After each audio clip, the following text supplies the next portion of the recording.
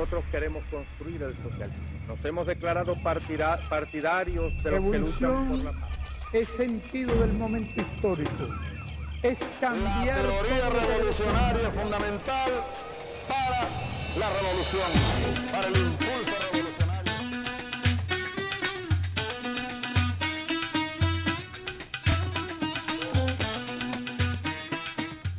Bienvenidas y bienvenidos a Escuela de Cuadros, un programa para la formación, el análisis, el estudio y la discusión de temas fundamentales de la teoría política revolucionaria. Hoy estaremos discutiendo un texto del filósofo soviético Evan Ilienkov titulado Dialéctica de lo Ideal. Para ello contamos con la presencia de Cira Pascual, de Chris Gilbert, de Valeria Fariñas y de mi persona, Silvestre Montilla.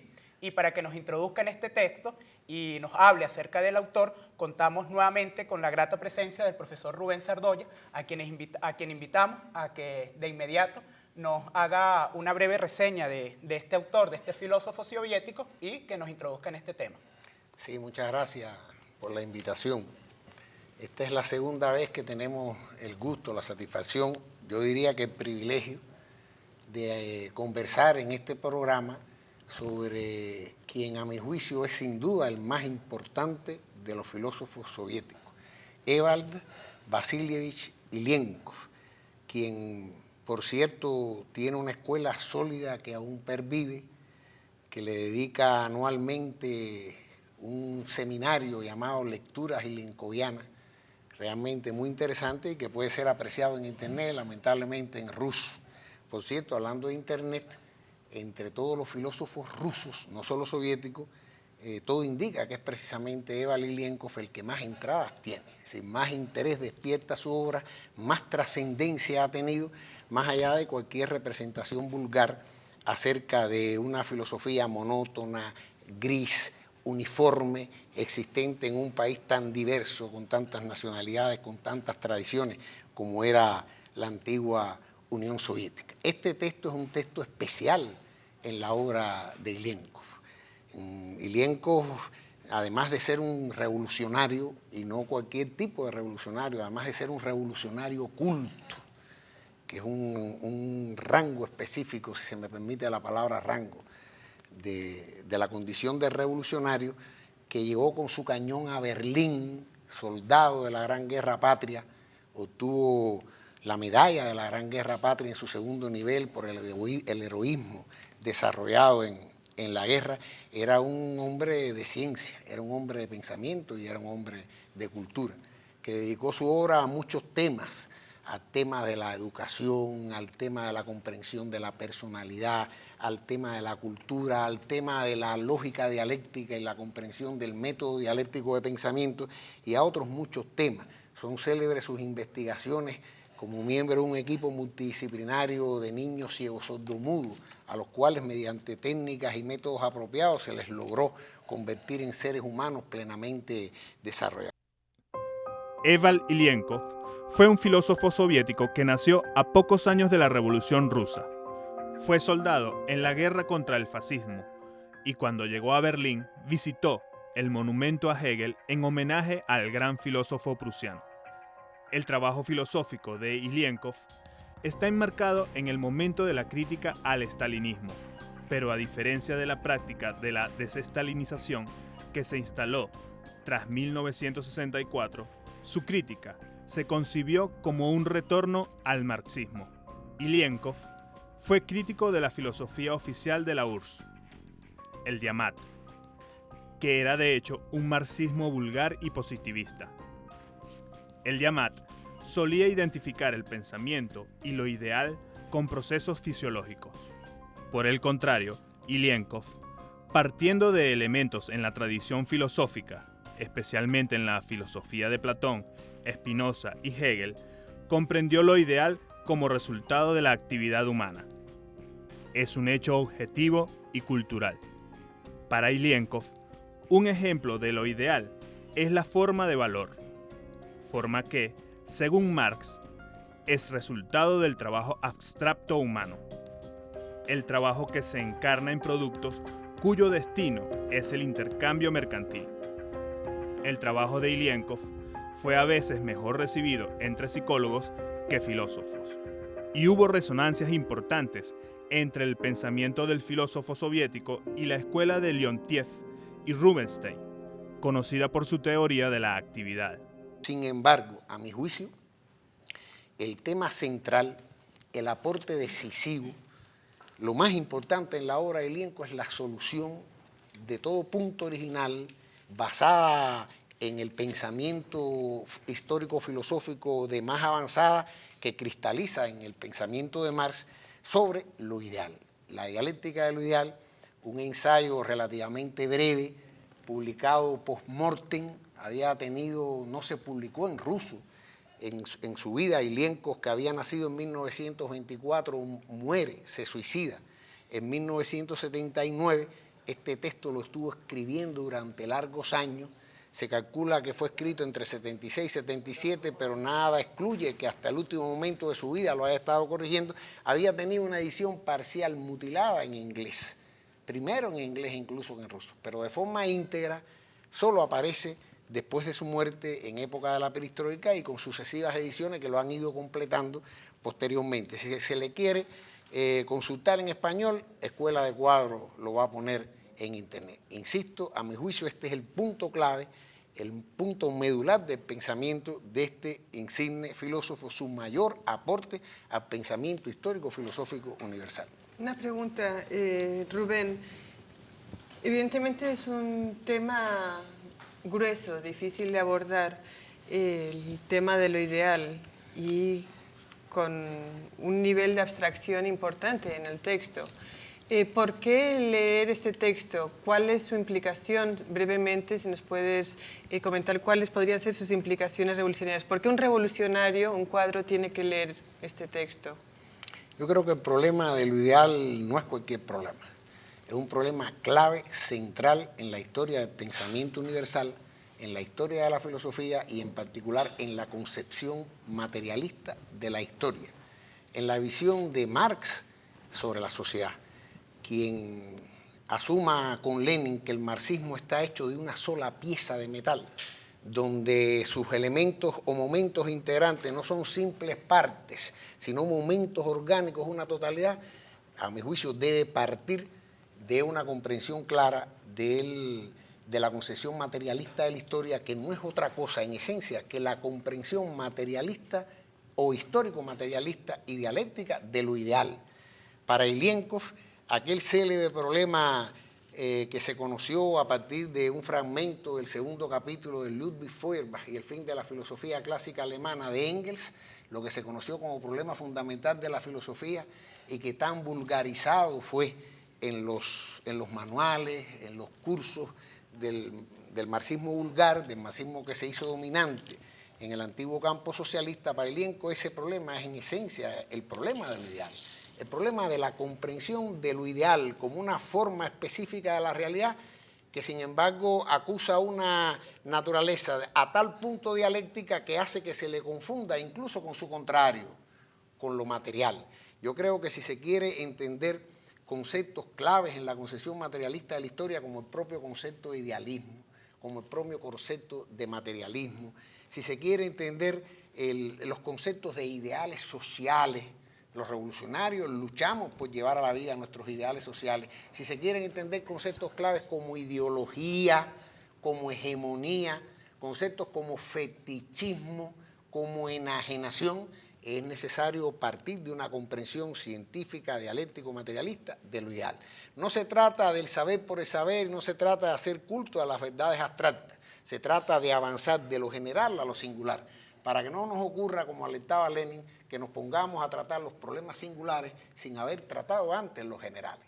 De alguna manera, la comprensión materialista de la historia, la comprensión de la acción del sujeto social, de los sistemas sociales de producción material y espiritual, atraviesa por una comprensión clara de la naturaleza de esa realidad que Marx llamaba físicamente metafísica, que Ilienko llama sensorio suprasensorial, que responde al nombre de ideal, de acuerdo a una tradición filosófica clásica y culta.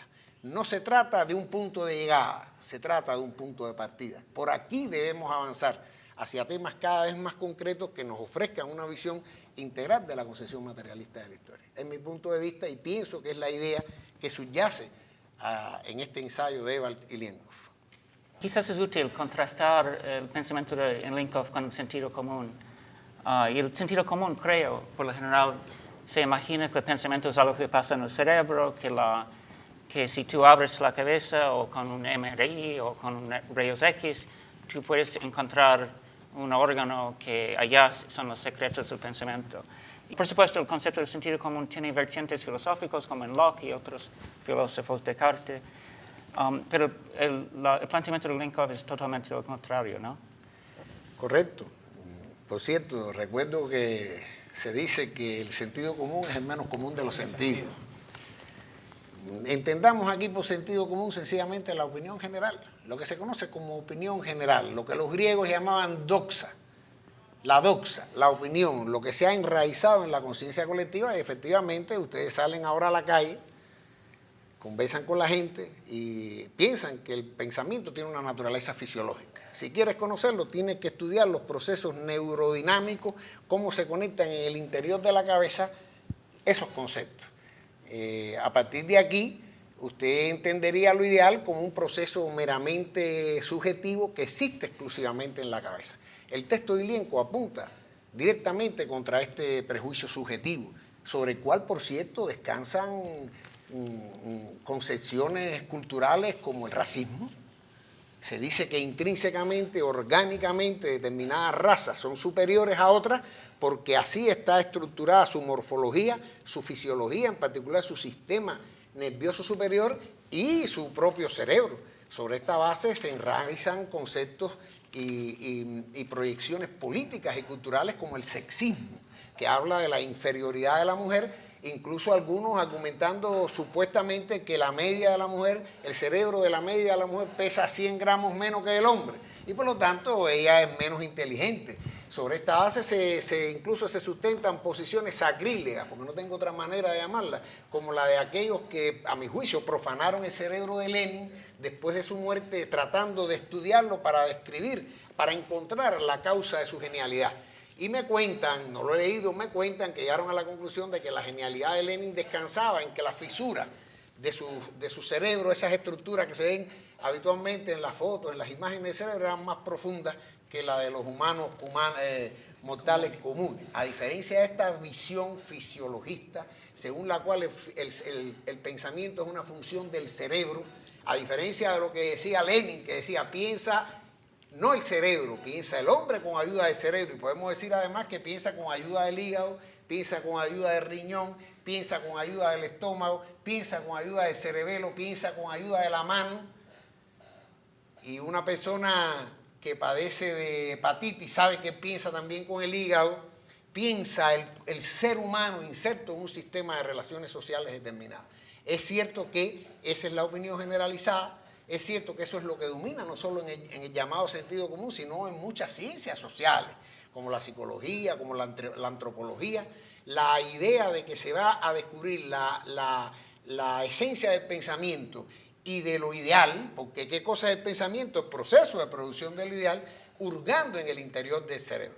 Ilienkov ataca de raíz este concepto fisiologista y le contrapone una concepción social, le contrapone una concepción cultural, le contrapone una concepción objetiva de lo ideal. Lo ideal ya no solo se ve como un elemento de la subjetividad, de la psiquis, de la conciencia individual de los seres humanos, no se ve como algo sencillamente personal, como algo propio del individuo, sino se ve como una realidad colectiva, propia de la conciencia, de lo que se conoce como conciencia social, de lo que Hegel llamaba espíritu objetivo, espíritu absoluto o espíritu del pueblo. Y considera esas formas ideales como formas precisamente objetivas, como formas que existen en el único espacio que existen, con el que contamos, el espacio en que también existen las formas materiales. ¿No nos encontraríamos ahí frente a una especie de platonismo? No creo bajo ningún concepto que nos encontremos frente a una especie de platonismo. La pregunta es correcta e inteligente, porque a Platón, y eso lo destaca Ilienkov ahí, le corresponde un mérito histórico. Platón, el maestro de Aristóteles, Platón, uno de las cumbres del pensamiento filosófico universal, uno de los tres grandes, por decirlo de alguna manera, de la filosofía griega antigua, Sócrates, Platón y Aristóteles, uno maestro del otro. A Platón le toca el mérito de haber identificado el tipo de fenómenos que se conoce como ideales. Y quien haya leído los diálogos platónicos, en los cuales Sócrates es protagonista, diálogos muy sabrosos de leer, muy agradables de leer. Ustedes verán a Sócrates en el ágora, en las plazas griegas, pasaban los griegos hablando de la noche a la mañana. He oído decir que parece que ellos no tenían otra cosa que hacer que hablar, y Sócrates le preguntaba a sus interlocutores, ¿qué es la belleza? Y digamos, el interlocutor veía una muchacha bonita y le decía, la belleza es esa muchacha bonita. Y Sócrates le decía, no, hijo mío, yo no te pregunto por un caso singular específico de belleza, yo estoy preguntando por qué es la belleza como tal. Y de pronto pasaba un caballo hermoso y decía, esa es la belleza. Y decía, no, ese es un caballo bello, pero yo te estoy preguntando qué es la belleza como tal.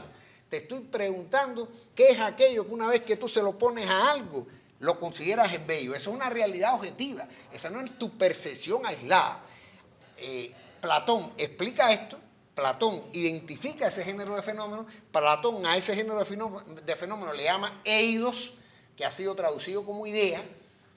A veces se traduce, a mi juicio, de manera más correcta o que llama menos confusión, como especies, género, prototipos de las cosas existentes, a ese tipo de realidades objetivas que norman la conciencia y la actividad de los seres humanos, que norman la actividad social. Son esquemas que el individuo asume desde su infancia en el proceso de la educación, en el proceso de la socialización, acerca de lo que es lo bello, acerca de lo que es lo bueno, acerca de lo que es lo justo, acerca de lo que es la bondad, acerca de lo que es el Estado, la religión, etcétera, etcétera.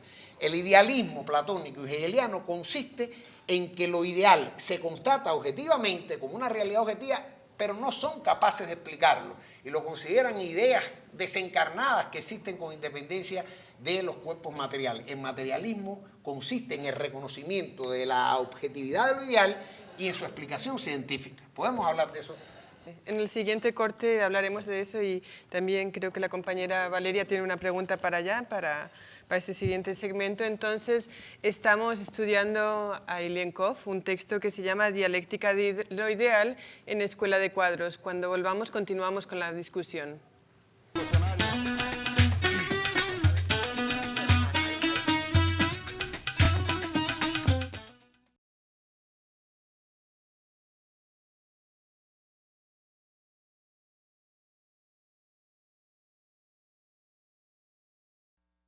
Para el impulso revolucionario.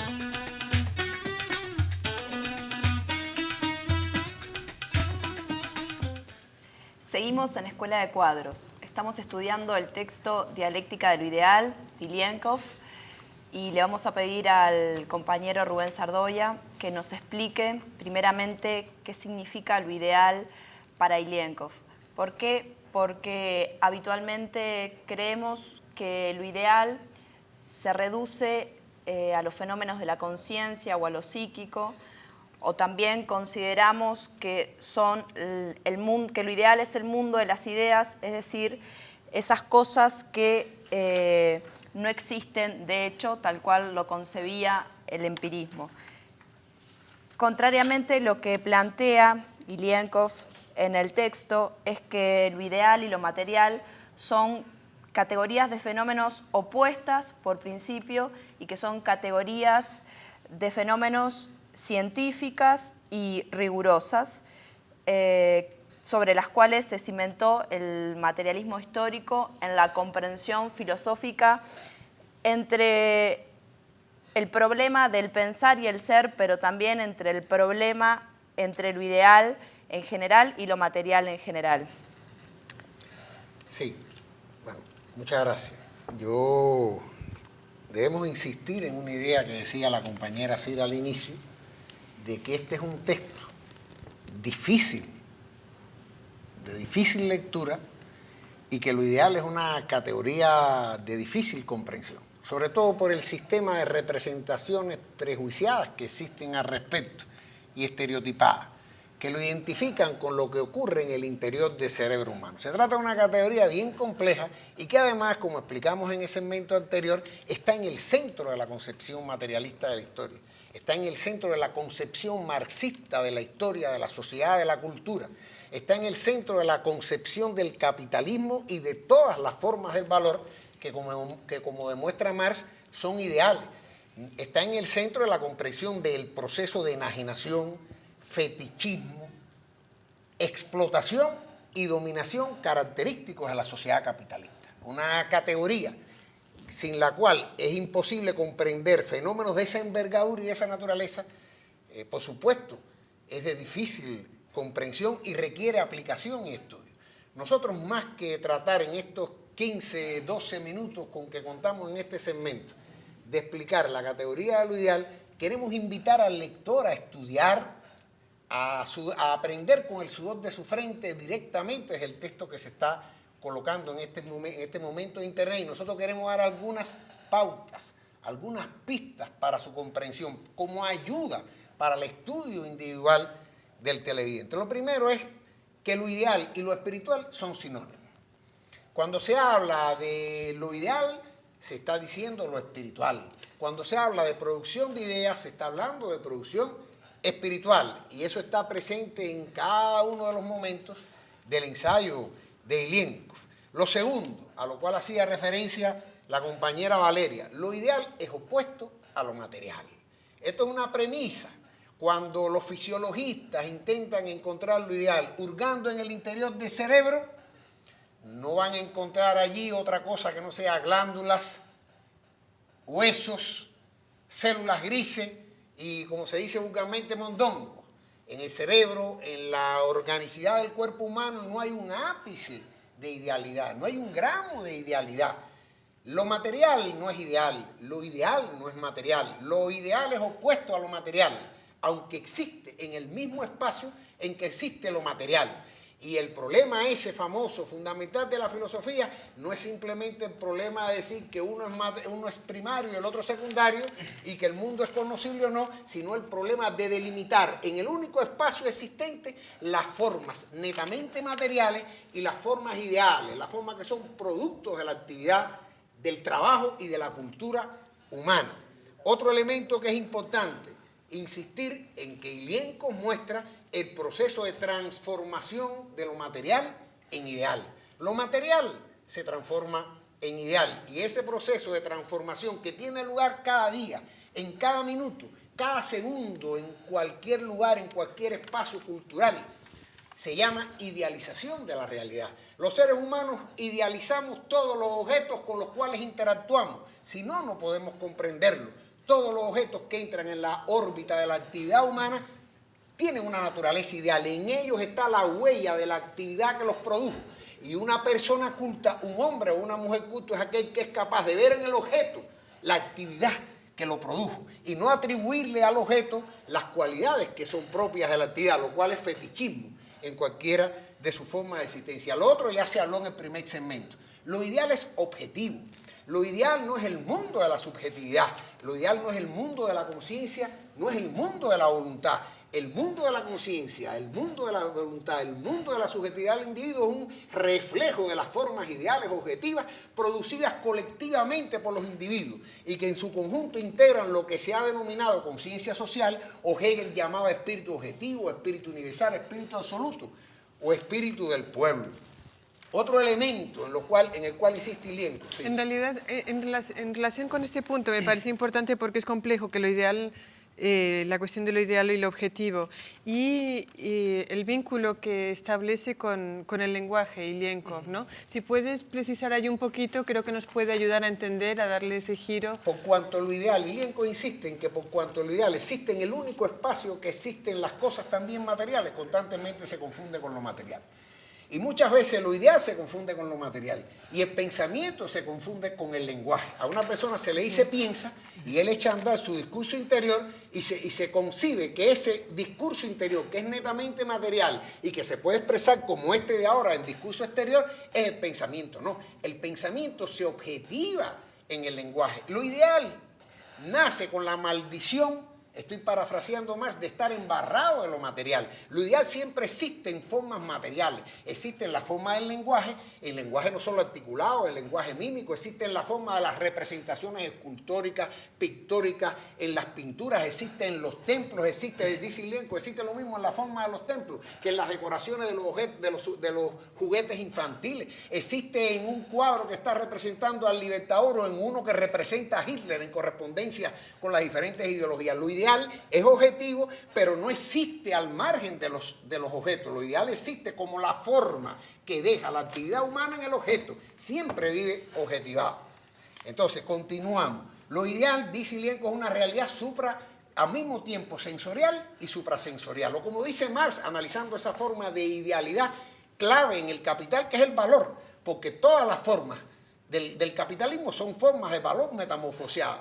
Ilienko dice sensorio suprasensorial, y Marx dice allí, en el famoso acápite sobre el fetichismo, físicamente metafísico. Es decir, lo ideal no lo puedes percibir sensorialmente. ¿Cuánto pesa lo ideal?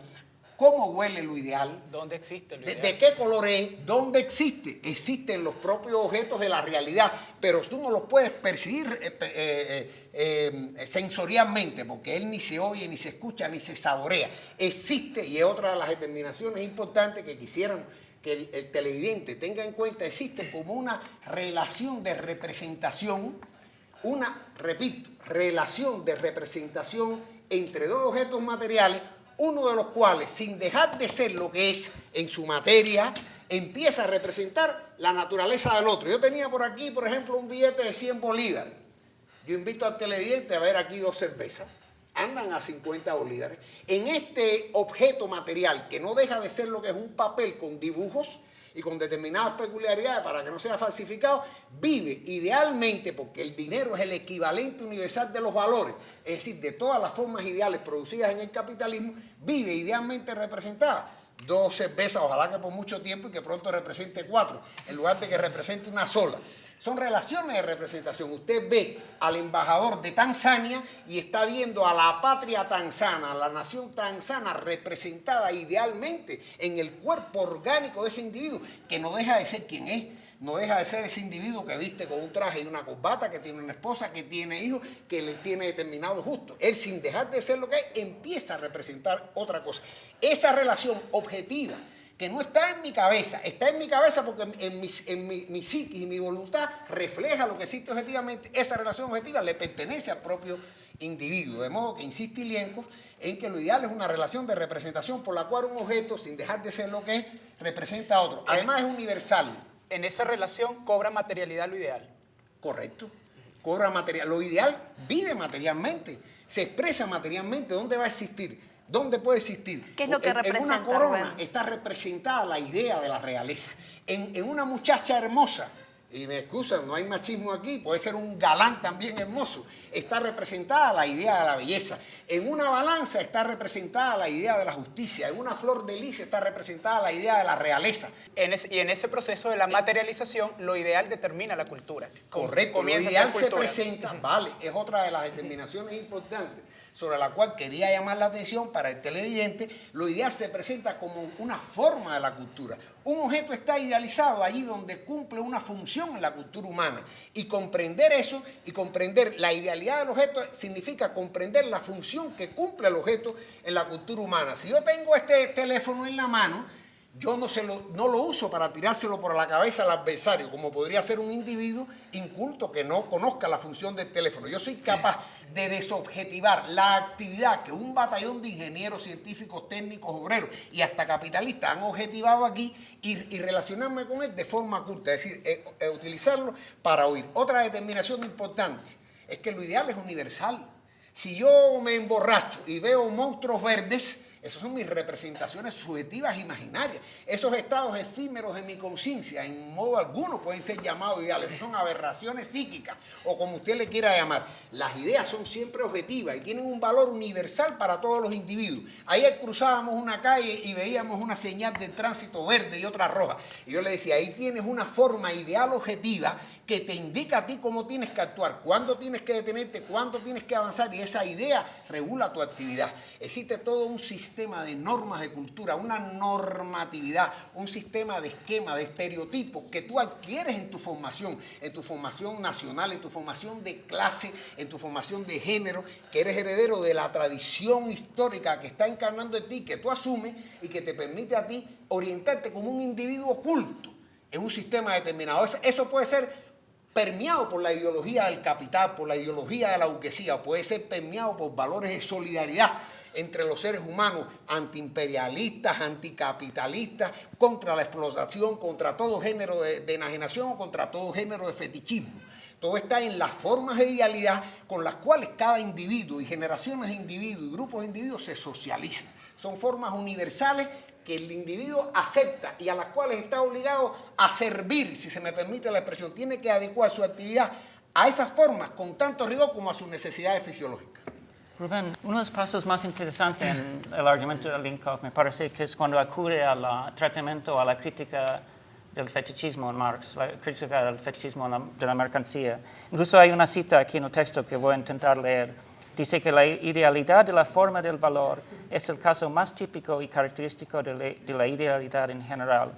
A mí me parece una de las cosas interesantes que descubre Linkoff en tratando la idealidad de la forma de valor es un paso que da más allá de Hegel, porque Hegel entiende que lo ideal es objetivo, pero no entiende que la idealidad viene de la actividad humana.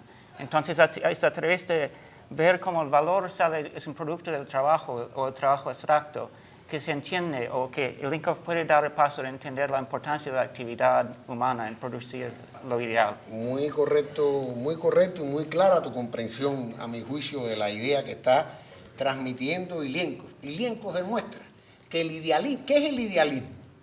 El idealismo es la constatación de la objetividad de lo ideal, de que las figuras ideales, las normas, los estereotipos de la conducta y de la actividad humana son objetivos, y sin embargo no logra explicarlo. Es la objetividad, la constatación de la objetividad de lo ideal sin su explicación. ¿Y qué es el materialismo? La objetivación, la comprensión de esa característica, esa determinación objetiva de lo ideal. Y esa comprensión está a través del análisis de la actividad humana, a través de las categorías que invito al televidente a estudiar, complejas, pero es bello. El espíritu se ilumina cuando se las apropia de objetivación y de subjetivación, un proceso por el cual el individuo, el sujeto, los colectivos humanos objetivan sus capacidades activas, sus esquemas ideales que adquieren vida propia en los objetos, y el proceso inverso por el cual, al relacionarme con ellos, soy capaz de comprender la función que desempeñan esos objetos en la cultura humana. Efectivamente, a través del análisis, una idea clave de Ilienko en el texto es que justamente la naturaleza de lo ideal se describe y se descubre en el Capital a través del análisis del fetichismo mercantil, que no es la única forma de fetichismo, es la forma dominante en la sociedad capitalista, que por esencia es fetichista. ¿Por qué? Porque ¿qué cosa es en última instancia el fetichismo? Eso a veces no se dice cuando se analiza el fetichismo. Es tomar las formas ideales objetivas, como que son siempre producto y proceso de la actividad humana, como formas naturales de la cosa. Justamente a través de la descripción de esa forma universal en la sociedad capitalista, que es la forma del valor en general y todas sus formas, desde el interés, la renta, la plusvalía, la ganancia, etcétera, etcétera, etcétera. A través de su estudio y a través de su desmistificación es que Marx llega a comprender la naturaleza objetiva, universal y de lo ideal. Vamos a cerrar el segmento. En el próximo segmento deberíamos tocar la relación entre lo ideal y la cultura, ¿no? Y ahondar sobre la cuestión de la importancia de entender lo ideal en la práctica política, ¿no? Las implicaciones políticas. Retomando un poquito la pregunta del inicio, entender las implicaciones políticas de este texto de Ilienko. Estamos en Escuela de Cuadros, ya volvemos con más de esta discusión sobre la dialéctica de lo ideal. Para el impulso revolucionario.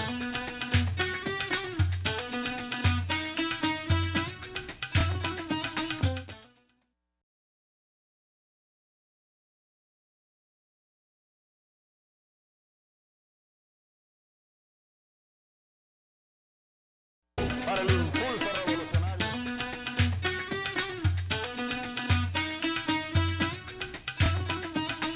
Estamos de vuelta con Escuela de Cuadros y el día de hoy estamos estudiando un texto de Ilienkov que se llama Dialéctica de lo ideal con el profesor Rubén Sardoya.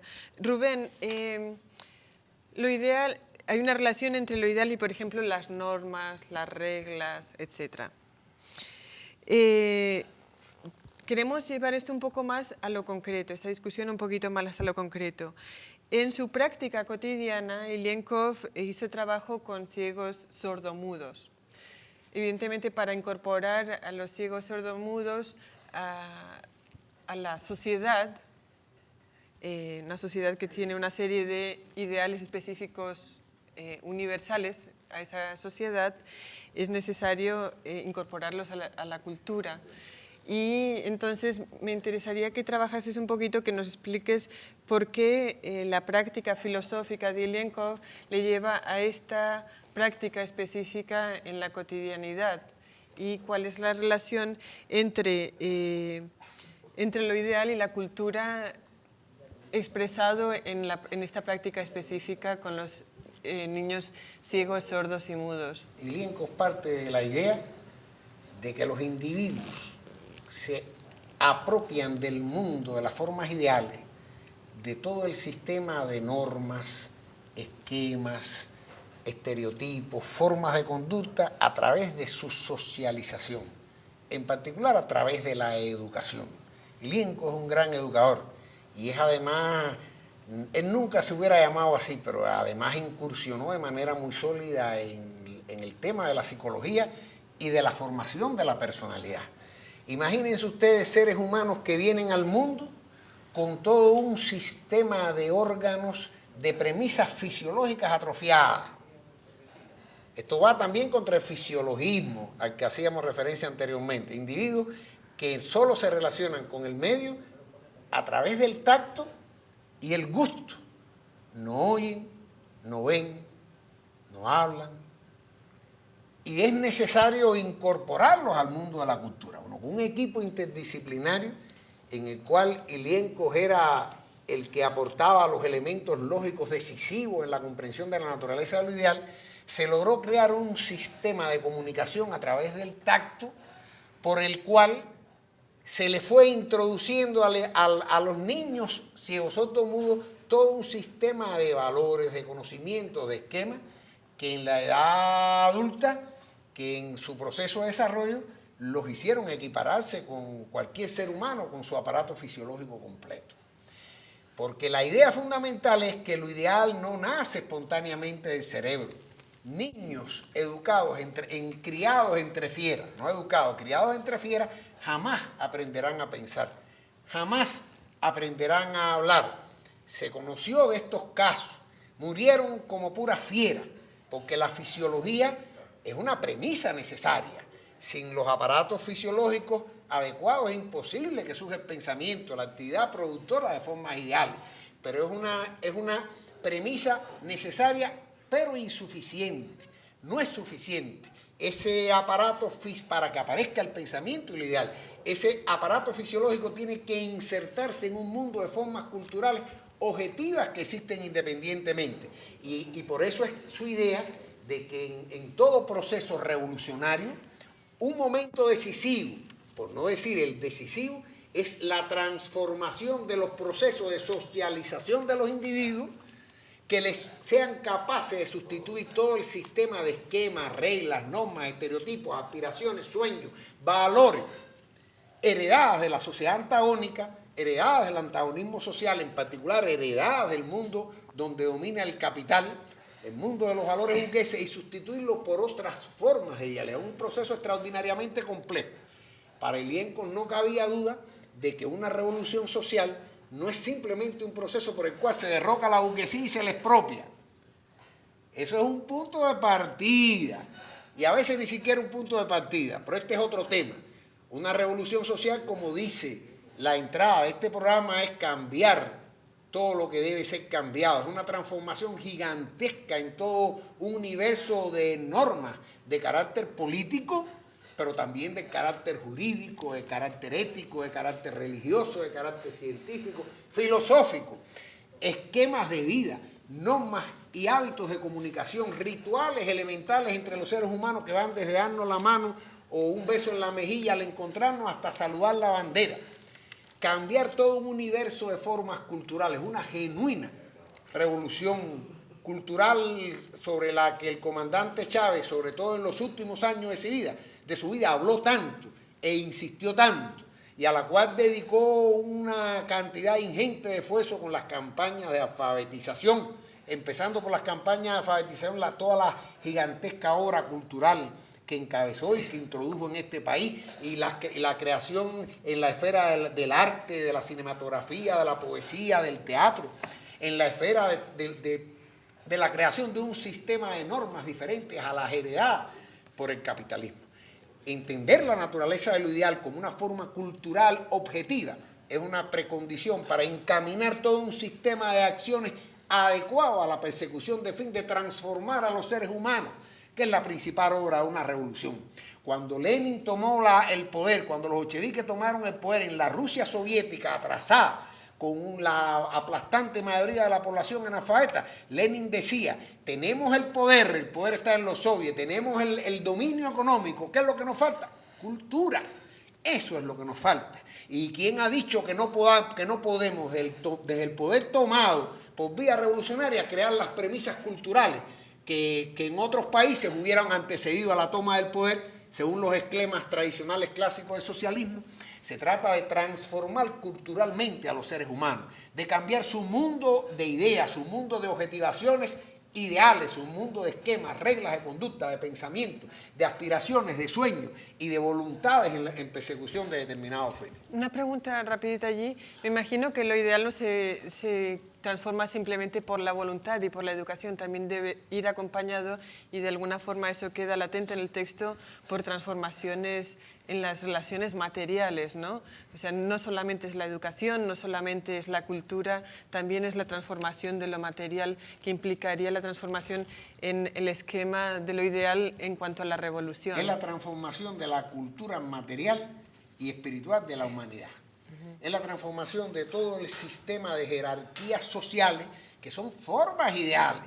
Cuando un individuo se inclina ante un rey o muestra una actitud servil ante un burócrata superior, está reproduciendo esquemas ideales heredados desde la época del esclavismo, desde la época de la servidumbre. Esos esquemas están profundamente arraigados en los individuos que cuesta mucho sustituir. Mientras persistan las relaciones de explotación, mientras resistan las relaciones de dominación social, mientras existan propietarios de medios de producción y muertos de hambre, es evidente que se van a reproducir los esquemas, los valores y las relaciones entre ellos correspondientes. Una revolución supone una transformación desde la raíz, lo cual no quiere decir que sea un proceso que se haga con una varita mágica. Pero esa es otra cuestión. Hay que transformar sustancialmente todo el sistema de relaciones y ante todo las relaciones de propiedad, y sustituirlas por formas capaces de crear condiciones, de crear premisas para la aparición de una nueva cultura, un sistema nuevo de formas ideales, colectivas, objetivas, que regulen la actividad de los individuos conscientes y regulen su voluntad. Nueva, basados en la idea de la solidaridad, de la igualdad sustancial entre los seres humanos, de la equidad y del valor compartido, la idea de que somos todos partes de lo mismo y que como individuos somos pocos y lo único que podemos hacer es contribuir consciente o inconscientemente a la autodestrucción del colectivo. A menudo se hace una división un poco simplista entre marxismo occidental y marxismo soviético. Y creo que en este caso, estudiando Ilinkov y lo ideal, se puede ver como relaciones sorprendentes entre lo que se considera marxismo occidental, figuras como Gramsci, sobre todo, y Lukács, que dan más importancia a la cultura. Aquí tenemos un pensador soviético que parece que llega a algunas ideas muy parecidas, que la cultura y la lucha cultural tendría que tener mucha importancia. Totalmente de acuerdo. Son formas esquemáticas de distinción de la diversidad de formas de marxismo. Tiene su razón de ser. Tiene su razón de ser. Los nombres designan realidades objetivas y existía un tipo o muchos tipos de marxismo o una diversidad de formas de marxismo interdependientes en la antigua Unión Soviética y en el mundo occidental. De ahí suponer en bloque una u otra característica para estas formas de pensamiento es una simplificación que la vida no perdona. Hay que conocer y no hablar antes de conocer. Hay que meterse en un mundo. Y si no me puedo meter en el mundo, por ejemplo, si yo no domino el idioma chino y no conozco la filosofía china, lo mejor que puedo hacer es no hablar de filosofía china y esforzarme por estudiar chino o estudiar sus tradiciones. Hay que conocer, hay que ver diversidades, hay que ver todo un horizonte y un infinito universo de formas diferentes de marxismo y antimarxismo existentes en la Unión Soviética como existían en el llamado mundo occidental, que el mismo Ilienko, en el texto que nosotros discutimos aquí en el programa 154, definió mundo occidental como el mundo de dominación de la propiedad privada. Por supuesto que el hecho de que se trate de países donde domina la propiedad privada, a diferencia de otros donde domina la propiedad social con cualquiera característica que tengan, genera formas de pensamiento específicas, no cabe la menor duda. Pero poner a la gente en un mismo saco, tratar de ponerle San Benito a la gente a partir de consideraciones generales abstractas, lo único que muestra es por lo menos desconocimiento, para decirlo de manera sencilla. Bueno, hemos llegado al final del programa de hoy. Queremos agradecer al profesor Rubén Sardoya por haber acompañado el estudio, el debate sobre este texto. También queremos agradecerle a todos ustedes por su sintonía. Queremos invitarlos a que nos sintonicen en un próximo programa. También queremos invitarlos a que nos sigan en nuestra cuenta Twitter, @Escuela de Cuadros, que nos visiten en nuestro canal YouTube para que puedan ver este y otros programas, Escuela de Cuadros, o que nos escriban si quieren contactar con nosotros a través del correo escueladecuadros@gmail.com. Hasta la victoria siempre, venceremos. Revolucionario fundamental para la revolución, para el impulso.